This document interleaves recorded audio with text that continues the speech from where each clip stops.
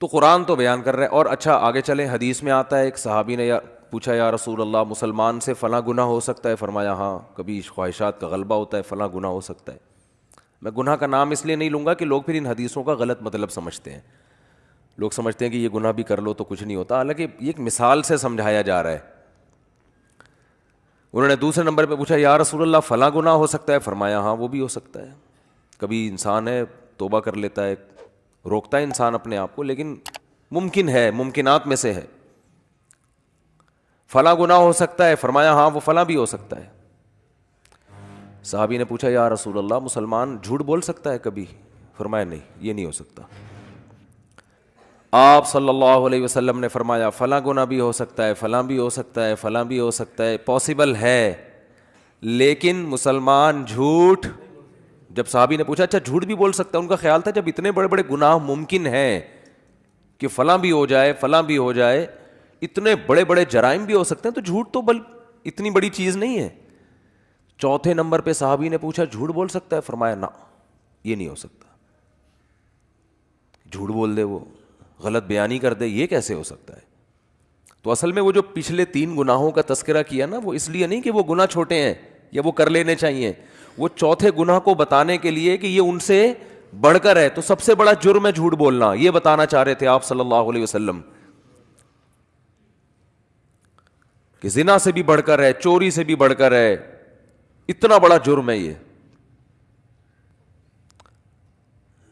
لیکن عجیب بات ہے, کافر زنا کرتے ہیں, چوریوں کا ریشو بھی ان کے ہاں بہت ہے. اگر تھوڑا سا قانون کا ہاتھ ہلکا ہو جائے نا تو چوریاں بھی ہوتی ہیں. لیکن لوگ کہتے ہیں کہ جھوٹ نہیں بولتے, اور ہمارے ہاں سارا دن کیا کرتے ہیں. میں لوگ اس لیے کہ بتا رہا ہوں کہ بہت سی چیزیں ہم لوگوں سے سن کے آگے بتاتے ہیں, لیکن پھر وہ غلط ثابت ہوتی ہیں. کسی بھی قوم کے بارے میں تبصرہ کرنے کے لیے ضروری ہے کہ جب تک انسان اس قوم کے گھروں میں جا کے نہ رہے نا. بعض لوگ کسی معاملے میں ایک نمبر ہوتے ہیں کیونکہ ان کا کلچر بن چکا ہوتا ہے, ان کے ہاں قانون ایسا ہوتا ہے. لیکن جب آپ کسی قوم کے ساتھ گھروں میں جا کے رہتے ہو تو پتہ چلتا ہے کہ یہ جھوٹ بولتے ہیں کہ نہیں بولتے. تو وہ ایسے نہیں پتہ چل جاتا. بعض دفعہ کاروبار میں انسان ایک نمبری اس لیے بھی کرتا ہے کہ میرا کاروبار چلے. وہ اس لیے نہیں کر رہا ہوتا کہ میں بہت نیک ہوں, میں جھوٹ نہیں بولوں گا. وہ اس لیے کہ اس کو پتہ, ہوشیار ہوتا ہے, وہ وقتی نفع کو نہیں دیکھتا. کہتا ہے یار ابھی سچ بول کے تھوڑا پروفٹ آئے گا, لیکن جب کسٹمر کو یقین ہو جائے گا کہ میں سچا ہوں تو سارا پروفٹ مجھے ہی دے گا. یہ تو عین ممکن ہے گورے اس لیے سچ بولتے ہو کہ ان کو بزنس کرنا آتا ہے, اور ہمارے یہاں بزنس کرنا لوگوں کو نہیں آتا. وہ کہہ رہے ٹوپی کرا کے ابھی جتنا نچوڑ سکتے ہو نچوڑ لو, پھر بات کی اللہ توکل, کل اللہ کھلائے گا. تو یہ غلط موقع پہ توکل ہو رہا ہے. لیکن فرض کر لیتے ہیں, ایک صاحب نے مجھے بتایا, کہتے ہیں گورے جھوٹ نہیں بولتے کسٹمر سے, بیوی سے بولتے ہیں, اور بہت زیادہ بولتے ہیں. 10 گرل فرینڈ رکھی ہوں گی, لیکن بیوی کو یہی بولا ہوگا میری کوئی گرل فرینڈ نہیں ہے. سارے نہیں, ہر طرح کے لوگ ہر دور میں ہوتے ہیں. صحابہ کے دور میں بھی جب وہ کفر میں تھے تو کافر ہونے کے باوجود ان کے ہاں جھوٹ کو بہت برا سمجھا جاتا تھا. حضرت ابو سفیان رضی اللہ تعالیٰ عنہ نے جب بادشاہ کے سامنے تقریر کی ہے, حالانکہ یہ اس وقت یہ غیر مسلم تھے, حضرت ابو سفیان یہ غیر مسلم تھے. بادشاہ نے ان کو بلایا اور نبی صلی اللہ علیہ وسلم کے بارے میں پوچھنا شروع کیا کہ جس شخص نے تمہاری قوم میں نبوت کا دعویٰ کیا ہے اس کے حالات مجھے بتاؤ. اب آپ بتائیے کہ جو سوال وہ پوچھ رہا ہے, حضرت ابو سفیان تھے اس وقت اسلام کے بہت بڑے دشمن, جنگیں ہو رہی تھیں, تو ایسے موقع پہ درست بات کرنا کس قدر مشکل کام ہے بادشاہ کے سامنے. تو حضرت ابو سفیان جب اسلام لائے نا تو خود اپنا بیان دیا, انہوں نے حدیث سنائی کہ بادشاہ نے جو مجھ سے سوالات پوچھے تھے کہ کیا محمد صلی اللہ علیہ وسلم نے 40 سال کے دوران کبھی تم نے ان کا کوئی جھوٹ پکڑا؟ ابو سفیان نے کہا کہ ہم نے کبھی جھوٹ بولتے ہوئے ہم نے نہیں دیکھا. تو اس ہرقل نے کہا کہ ایک آدمی نے زندگی میں کبھی جھوٹ نہ بولا ہو اور ایک دم بولنے پر آیا تو اتنا بڑا جھوٹ کہ میں خدا کا نبی ہوں, یہ کیسے ہو سکتا ہے؟ دیکھو جو جھوٹ بولتا ہے نا وہ ایک دم سے نہیں بولتا, اس کی مثال ہے جو ڈاکو ہوتے ہیں. ایک ڈاکو نے کروڑوں روپے بینک سے لوٹے, 10 آدمی اس کے ساتھ, اور 10 بندوں کو مار دیا اور یہ کیا اور وہ کیا, لوٹ کے چلا گیا. پکڑا گیا تو کہہ رہا ہے میں نے تو آج تک کسی مسجد سے چپل بھی نہیں چرائی, یہ پہلی دفعہ ہوا ہے. تو مان لو گے؟ بولو گے یار پہلی دفعہ میں اتنی بڑی کارروائی نہیں ہوتی. فرسٹ ٹائم تو یہ ہوتا ہے کہ آپ مسجد سے چپل چراتے ہو, پھر لوگوں کی گھنٹیاں بجا بجا کے بھاگتے ہو, پھر یہ ہوتا ہے, پھر یہ ہوتا ہے. ہوتے ہوتے ایک وقت آتا ہے کہ آپ بہت بڑے ڈاکو بن جاتے ہو. تو ابو سفیان رضی اللہ عنہ بادشاہ کے سامنے کیا کہہ رہے ہیں؟ سچ. بادشاہ نے پوچھا کہ انہوں نے ان سے جب تمہاری جنگیں ہوئی ہیں تو کبھی ایگریمنٹ کی خلاف ورزی کی ہے؟ انہوں نے معاہدہ توڑا ہے, جنگ کا معاہدہ؟ ابو سفیان کہتے ہیں میں نے کہا نہیں, کبھی بھی معاہدہ نہیں توڑا. ہاں ابھی ہمارے اور ان کے درمیان ایک معاہدہ چل رہا ہے, اس کا مجھے نہیں پتا.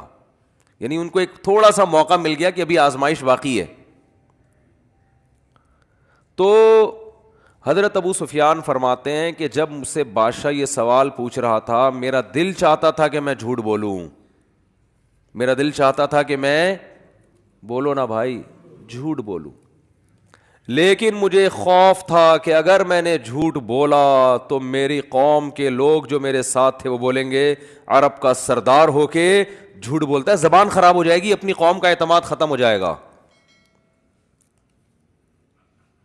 گویا کہ میں اکیلا ہوتا تو شاید جھوٹ بول دیتا, بظاہر یہ مطلب نکلتا ہے, لیکن مجھے قوم کو جواب دینا ہوگا کہ قوم کہیں گے یار ہم نے آپ کو سردار بنایا ہوا ہے اور آپ ادھر آ کے کیا کر رہے ہو, جھوٹ بول رہے ہو. دیکھو یہ وہ قوم تھی جس میں اللہ نے پیغمبر کو بھیجا ہے, اسی قوم کو صحیح کیا اللہ نے. حضرت ابو سفیان بھی مسلمان ہوئے اور اسلام سے اتنی دشمنی تھی ان کو, اسلام لانے سے پہلے اتنا نقصان پہنچایا, مگر اسلام لاتے ہی نبی نے ایسا پروٹوکول دیا اب حضرت ابو سفیان کو کہ جو ابو سفیان کے گھر میں داخل ہو گیا اس کو پناہ ہے. کیوں؟ اندر سے ٹھیک ہیں. کیا کہہ رہے ہیں یار, بہت مشکل ہو گیا آج کل باتوں کو سمجھانا. اندر سے کیا ہے؟ ٹھیک ہے, ان کو پتہ ہے سچ کو صحیح سمجھتے ہیں, منافقت نہیں ہے. اگر دشمن ہیں اسلام کے تو کھل کے دشمن, دوست ہیں تو کھل کے دوست ہیں, 2 نمبری نہیں ہے. اللہ نے حضرت موسیٰ کو بنی اسرائیل میں بھیجا کیونکہ حضرت موسیٰ آخری نبی نہیں تھے. بنی اسرائیل پہ کتنی محنت کی, مگر کیا ہے ان کا رویہ 2 نمبری والا, جہاں مفاد نظر آتے وہاں چلے جاتے. جس قوم کی زبان ایک نہ ہو, جس قوم کے معاہدے ایک نہ ہو, معاہدے توڑتی ہو, اس قوم میں اللہ آخری نبی کو نہیں بھیج سکتے تھے کہ بھئی اس قوم کو تو میں نے قائد بنانا ہے. 2 نمبر قوم جو جھوٹ بولتی ہو, جو بات بات پہ پینترا بدلتی ہو, اس کو تھوڑی قیادت ملے گی. تو نبی صلی اللہ حضرت ابو سفیان رضی اللہ تعالیٰ عنہ فرماتے ہیں کہ مجھے ڈر تھا کہ میں اگر, مجھے یہ جملہ اتنا اچھا لگتا ہے نا, بار بار دہرانے میں مزہ آتا ہے, کہ میں نے اگر جھوٹ بولا, وہ کتنی باتیں نبی کے بارے میں پوچھے جا رہے ہیں. اس نے کہا کہ ان کی باپ دادا میں کوئی بادشاہ گزرا ہے؟ کہا نہیں. اس نے کہا اگر بادشاہ گزرا ہوتا تو میرے ذہن میں آتا کہ اولاد کو بھی سیاست کا شوق ہوتا ہے نا. ابا وزیر اعظم گزرے, صدر گزرے, تو بیٹے کا بھی دل چاہتا ہے یار کچھ کرسی ہمارے پاس بھی ہے. تو ان کے تو صدیوں تک کوئی بادشاہ گزرا ہی نہیں ہے, تو ایک دم سے ان کو کیسے خیال آ گیا. کہا اچھا جو جنگیں ہوتی ہیں ان میں فتح کس کو ہوتی ہے؟ کہا کبھی ان کو کبھی ہمیں, دونوں طرف معاملہ چلتا ہے. تو ایک ایک چیز کا جواب کیا دے رہے ہیں؟ صحیح, کیونکہ کافر ہیں لیکن ڈر ہے کہ میری سرداری چلی جائے گی. لوگ بولیں گے قریشی ہاشمی ہو کے, ہمارا سردار ہو کے, دشمنی اپنی جگہ ہے لیکن جھوٹ تو نہ بولو. تو قرآن نے اہل ایمان کی صفت بیان کی ہے, اور نبی صلی اللہ علیہ وسلم نے فرمایا فلاں گناہ بھی ہو سکتا ہے, فلاں بھی ہو سکتا ہے, لیکن مسلمان جھوٹ نہیں بول سکتا, جھوٹ نہیں بول سکتا.